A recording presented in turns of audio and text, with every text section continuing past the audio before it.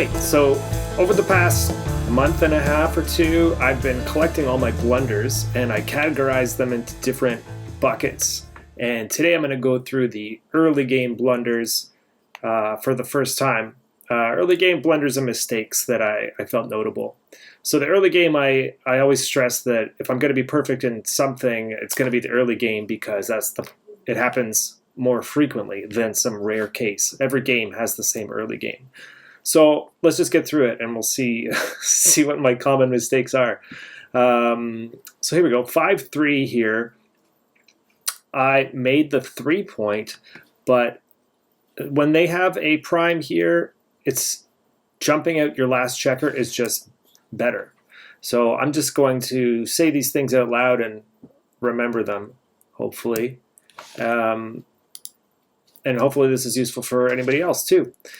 So here I moved 24 to 15, jumped out of all this stuff, but I guess that leaves me pretty vulnerable to a blitz here. They've got 9, 10, 11 in the zone, already 3 things. So the better move would be to make the safe play here because all of this is just a likely gammon and a closeout. I should mention that all of these are taken from 5-point matches. Here we go, double threes. Let's see what the situation is here. I've got a partial prime here and 2 stuck at the back. Not a lot of things going on there. So what I did was made the 5 by breaking this 8-point. And the proper move was to, 1, leave the 8-point and break the 13-point instead. Okay, I see. It's just, we could have had a 5 prime with this play, and this play doesn't have the 5 prime. It breaks the back of it, and it's worth leaving a risk here to having that very important 5 prime, which is 6 off of that too. Yeah, it seems like an obvious play. A lot of these are going to be obvious to awesome players, but you know, just being honest with where I am, this still make mistakes. 5-3. So here they've got a ton of checkers up here. I went down 13-8, 6-3, but really I needed to split to try to get some daylight. Okay, that makes sense because if I do nothing about moving up, it's very likely that they are going to improve their position up here, and then it'll be even more risky that I'll never get out. So I think it's a now or never. He's got no other points, so I do have to risk it to make that anchor. Okay, this one's a smaller error, and this one it happens all the time. I always make this 7-point, the 6 and the 1, giving the direct shot and a different, another choice there, like it's more than a direct shot. And the proper thing was just to split and come up there. Not worth the risk. It's even though the race is close, I can't see it's possible I'll make this mistake again, but it's just like a direct shot when the race is close, don't do it. 5-1. Here I hit and I hit on the 24 and came down instead of hitting on the 5 and coming in on the, instead of coming in on the 20. Yeah, okay. I understand why I would want to hit this because, it's on their side of the board. Hitting on their side of the board is usually a great move, but both of these checkers are blocked. No, not this one. I guess it's like if I fight for this point here, this guy's on the 20, he can get out, and I've got a good chance of making this. So the risk reward is there because I can totally take this game out. This was a blunder. So yeah, like if I sit back and hit on the 20, I don't know, this is a tough one. Moving on, 5-4. I got 2 back here. My move was to not move either of those, which is why it's bad. 13-9 and then 11-6. So this stacks 5 on the 6, and it doesn't really do anything to help us get home. It seems like overcautious for this is the time to escape probably. So he's got 3 blots, hit It's the tempo play, the hit and step up. Early in the match, 0-0. We're behind in the race, so we got to shake it up. Don't be so stiff. And putting a 5th checker on your 6th point is definitely too stiff. All right, so here's 6-3. They've got a 3-point board. I ran, which is probably going to give 3s and 5s to hit me, and 7s. And, well, I guess they already had 7s here. So, yeah, that was too risky. The better move was 13-7, 8-5, tied it up because, yeah, definitely more gammons. If I'm leaving 3 blots and he's already got 3 points, that's just too loose. Remember that. Okay, this one, 6-4. This is very early. So here I ran, and I should just make the point. And I know to make the point when they make the point. So they started with a 5-3. The response is a 6-4 with this. So he's got a. Oh, I'm down by 2. I'm down 2-0. So gammons are even more important. So yeah, try to remember to get that. That's the 2 point. When they have a point, I make a point. Okay, here's the same thing. This is, yeah. So I need to learn this. When they have a point, I make a point. Okay, running. I guess running. It's also bad because they have a more of a.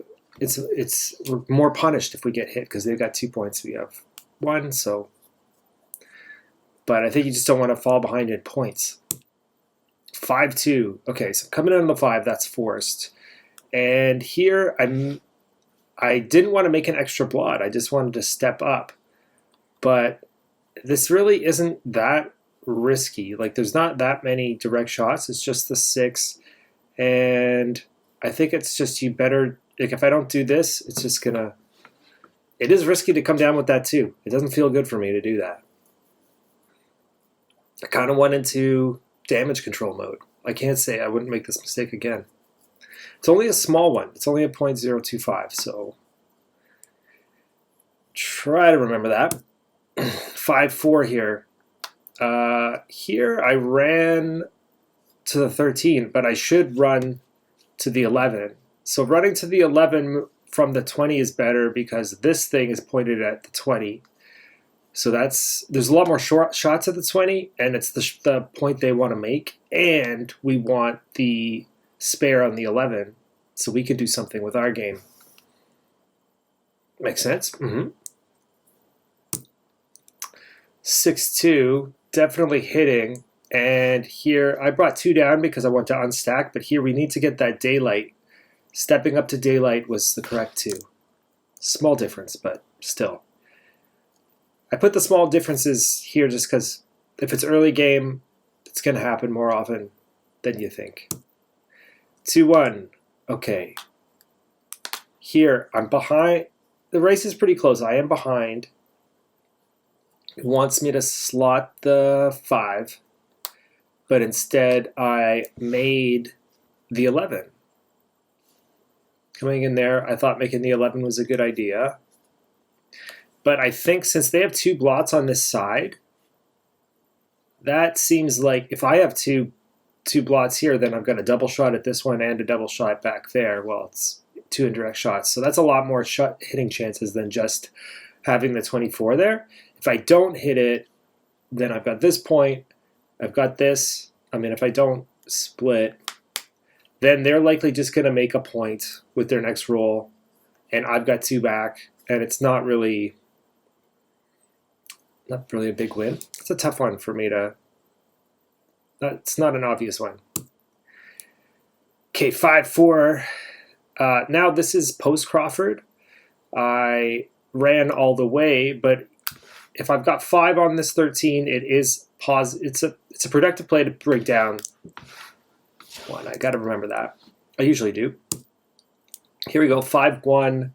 I hit once, but I want to hit twice. Why do I want to hit twice? Because I've got so many checkers in this zone.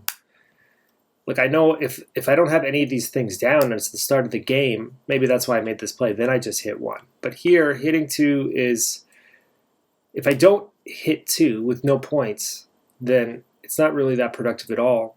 He's going to have a lot of shots at the 7. So I think since we're giving up a lot of shots anyway, and we don't have a safe 1, we might as well double hit. Okay, 2-1. Here I made the 11 again. You know how I love to make the 11. But really, I needed to step up to the 22. Because there's no risk in stepping up because he doesn't have a lot of ammunition. That's a tough one. Yeah, I guess it's just a lot more coverage on the outfield. They're going to be wanting to bring people down. It's not important like this 11. I want to use that checker to make the 7 or the 5. It's only got 8 checkers here. It's only got 8 checkers there, so I shouldn't be so stiff staying back. And it's more important to try and make the 22 or the 18 than to make the 11. At least that's what I'm going to tell myself. Here we go, 4-3. Here, this one we should have hit twice. Right, I think I remember this one. I was playing and I just couldn't find a good roll, right? You don't have anything good. You can go 18 to 11. I ended up just stepping up and stepping up. Or coming out here. Yeah, might as well just play the randomizer. Double hit. At least we've got 9 checkers there. At least that's, maybe if we get hit, that's all right. Yeah. Double tiger. 4-3. Again, should have done the double hit. This is the same game? Yeah, okay. This is the same game. I guess they got double 5s. And then I got the same roll, and I, again, didn't do the correct play. This I could have just, hit and move. It's not double tiger. It's just double hitting with 1 loose. And I did the same type of thing. This one I actually safetied the 17. Stepped up there, and still, that's not the right play. I guess it's not the right play because whites got 8s to hit me and 1s to hit me with 3 points. They would probably do that, because they've got this like failed blitz position. You want to get a couple of free rolls just so they can anchor up, and I need to stop them from doing that. Okay, 5-1. Here I didn't hit. The correct move was to hit 8-3 and then split at the back. I just came down and split. Yeah, I guess I got 2 points. It should lead me to blitzing. Here, if this counts as the zone, that's 10 in the zone. That's better than 9. And I think just splitting is true. I don't know. This is tough. It's just like hitting loose here. There is like a sequence where they dance and then we can double if they dance. Maybe might be a weak double, but tough one. Okay, have I reached the end of I've reached the end of it. Okay, so that's it. I'm gonna make some other ones later. I got all my cubes. I got the late game bear-offs, but this was helpful for me. Hopefully it's helpful for you. Put a comment or something. All those things that YouTubers say. Okay, thank you.